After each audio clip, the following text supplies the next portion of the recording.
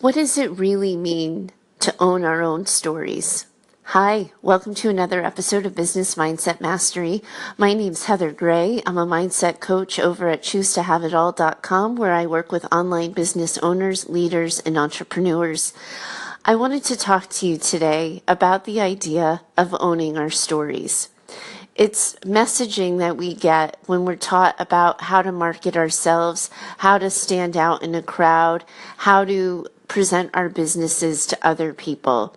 We're often encouraged in the marketing lingo to talk about our story, to share who we are, what we do, how we serve. To share our why is a popular phrase that people use when talking about this, and to not be afraid to be vulnerable, because we have to show ourselves so that our audience knows us, knows how to find us, and can more easily connect with us. And I think sometimes there's a lot of pressure in the entrepreneurial space to share more than we might be ready for, or sometimes to share more than it's appropriate. Just before I started recording this podcast, I erased the last episode that I did. Because in that episode of the podcast, I shared a personal story that 24 hours later after sharing it, it still didn't feel like the right answer for me. It's not a story I'm afraid of. It's not a story I'm ashamed of. But telling this story would hurt someone else if they knew that I had shared it. I had sort of shared it as an aside. I hadn't planned on telling the listeners of the podcast the story. It was just something that came up as I don't prepare these shows more than what the topic is. I tend to just start going and riff off of my ideas and things that I want to teach all of you. And so I didn't give it much thought when I shared it until after. And it was a story where everyone involved has already come to a place of healing. And it doesn't upset me to bring it up, but I think it would upset the other people involved. So I made a choice and I deleted the episode. It's not worth the risk. It's a shame because I do think it was a really good episode. And as a listener pointed out to me, I still could have made the point without sharing the example. So that's certainly something I have to be aware of going forward.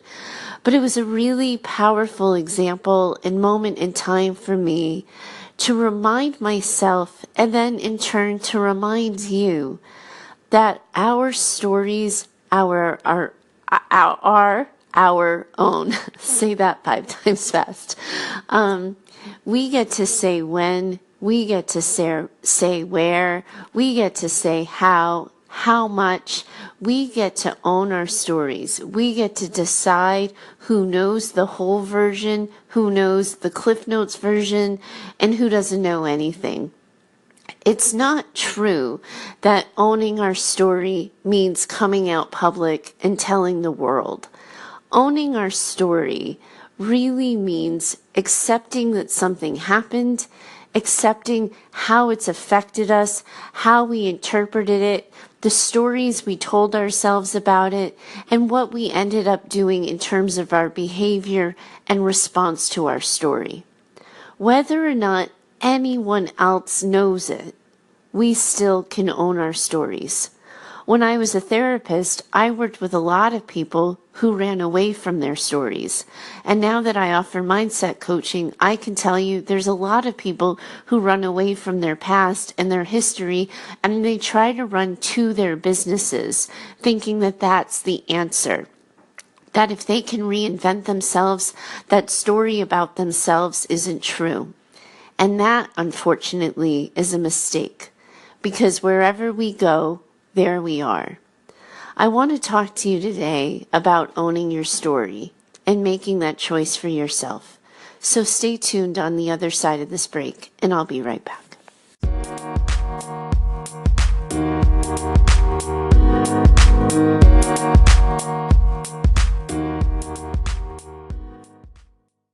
Those of you who have been listening to this show from the beginning know that my husband has a spinal cord injury, and you know the story behind it. When I was a therapist, I worked in that brick and mortar for 10 years. And I can tell you only 5 of my clients ever knew that my husband had a disability. They still didn't know in 2015 when he was sick for 8 months. I was still able to withhold that information. Because you see, as therapists, we're strongly encouraged not to share our story, not to tell people our personal business, because it's the belief of the profession that when we're sharing our personal stories, we're making it about us and not about the client. And so I felt like the therapy police would find me if I had shared that this was happening or that it had happened.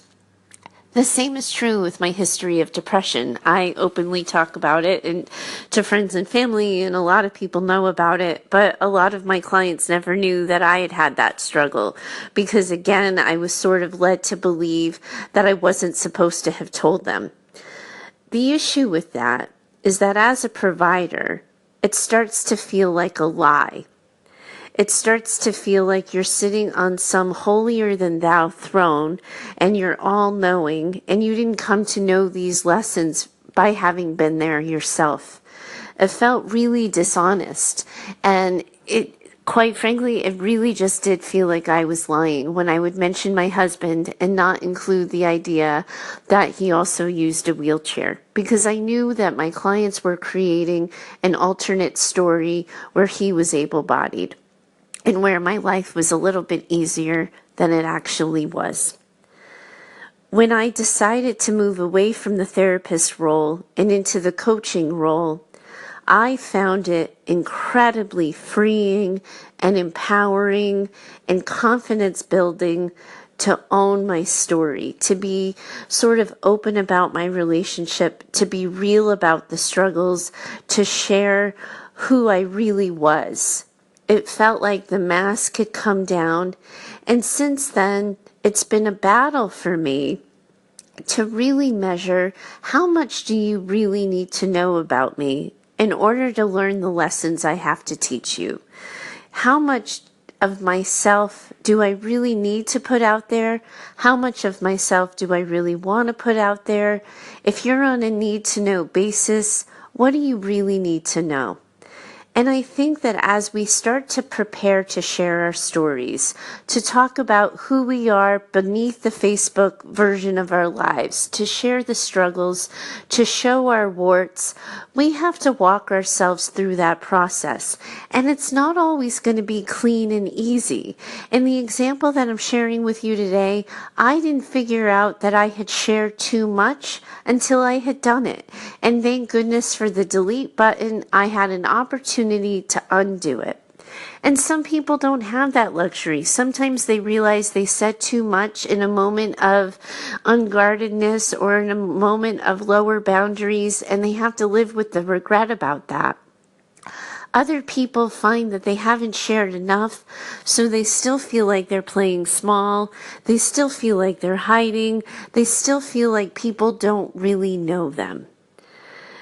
The message I want you to think about today is that you need to be in control of who knows your story, how much of it they know, when you decide to tell them, how you decide to tell them. All of that is entirely within your control. You get to own it.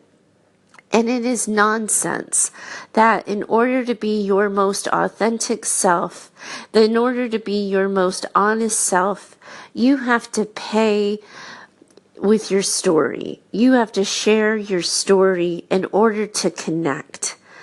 That's nobody's business but yours until you're ready to share it, until you're in the driver's seat of saying when, where, and how much. You're the narrator of your story, and that means you get to control the narrative. You get to control the pacing, how much people know, the level of detail you share, and how exposed you leave yourself. And the reality is not everyone has earned the right to hear your story. In the example that I share from today, I simply don't want to hurt the other people involved. They would be incredibly hurt and upset to know that I talked publicly about things that have long since been resolved. But for other people, the upset and the regret with the share is that they've put it out into the general public and they've given it to people who haven't earned the right to hear it. We get to decide who gets the privilege of our story. And it is simply not true that if you don't share that, you're being dishonest or you're lying. I think there's a lot of pressure about that. And right now, here in the United States and across the world, we're in a universal conversation around sexual harassment, the way women are treated, why people are coming forward, and men have been abused and women have been abused, and why they didn't say something, why are they saying something now? And there's a lot of speculation and a lot of conjecture. And what's getting lost in the message is that the moment we share our stories, we have to live with the natural consequence of sharing that story. The reason why therapists, for example, are told to not disclose is because you're working with, largely, by definition, people who are mentally unstable. Some are higher functioning than others, but they found you because they're struggling with life. That might mean that they don't know how to deal with the information they have. I was working in residential when I was still in college, so I probably wasn't even 20 yet. And I was working with a teenager, and that program had looser boundaries, and we were allowed to share our stories. And so I did mention to a particular client that my mom had died too, because her mom had died, and I thought that that would bring a moment of connection. But then in an acting out moment, she ended up saying something incredibly mean to me about my mom and about the fact that my mom had died. And that was the natural consequence. When we make a choice to be vulnerable, when we make a choice to connect to other people using our stories, some people are going to embrace us and some people are going to hate on us. And you have to be prepared for both. And the idea that we owe it to our clients to be our whole version of ourselves, I just think is a bad idea and a bad message, because we're going to be the only ones left holding the bag after the words have uttered our mouth.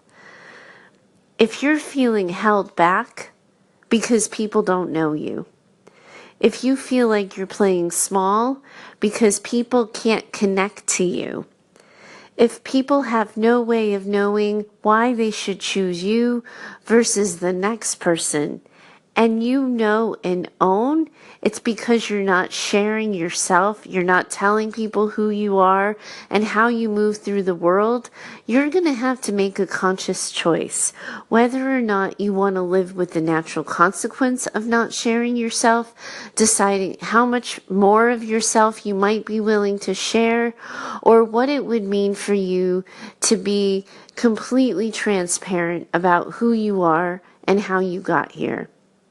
To hear a coach tell you what to do with your own story is bad malpractice, I think. I don't think anybody has the right to say, you tell your story now or else, or you have done something wrong if you don't, or you're responsible for other people if you haven't.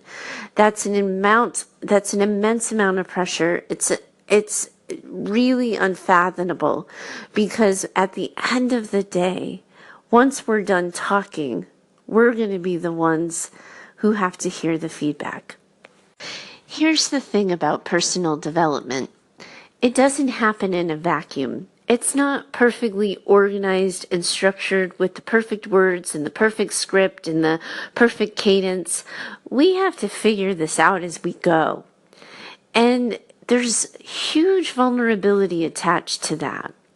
In this case, I didn't feel really vulnerable with my share. It was easy for me to talk about until I realized that I didn't want to deal with the natural consequence that would come with hurting the people involved should they find out that I started talking publicly about it.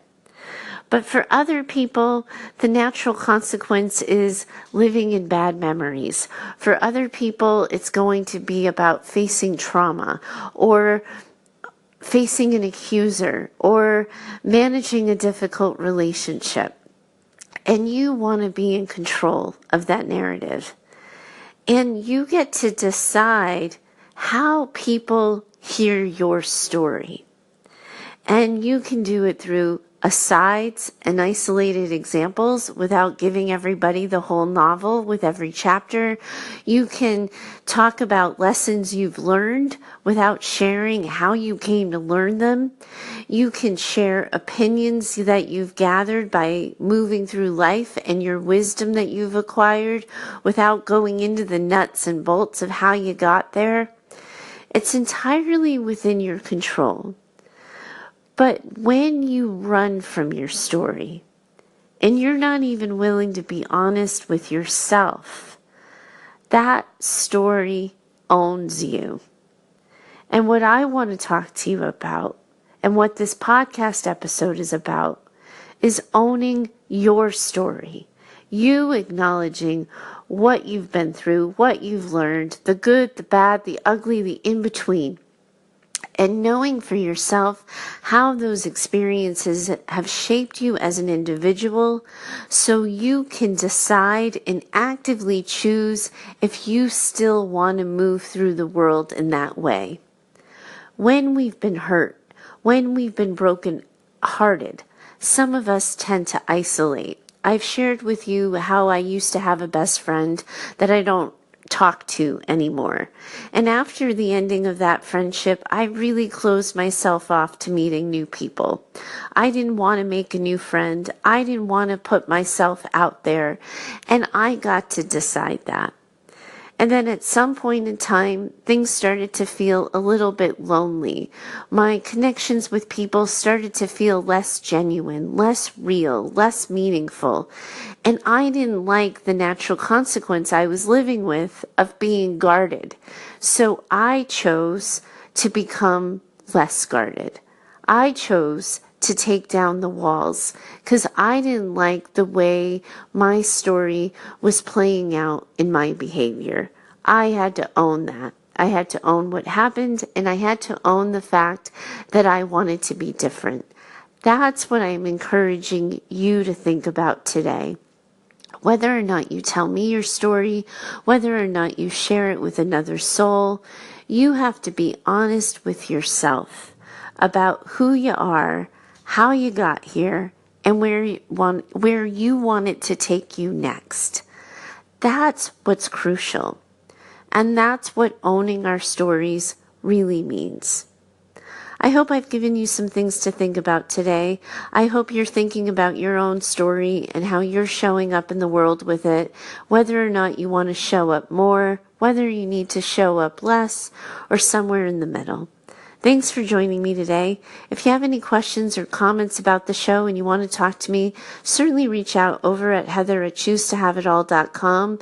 And if you're finding value in the things we're talking about and you're getting something from this, I really encourage you to share the podcast with other people who may need it and to leave a review on iTunes. It's the best way that I can get the word out in addition to subscriptions. The more people who subscribe to the show, the more iTunes puts it out to other people. Thanks so much for having this conversation with me today, and I look forward to talking to you tomorrow. Bye for now.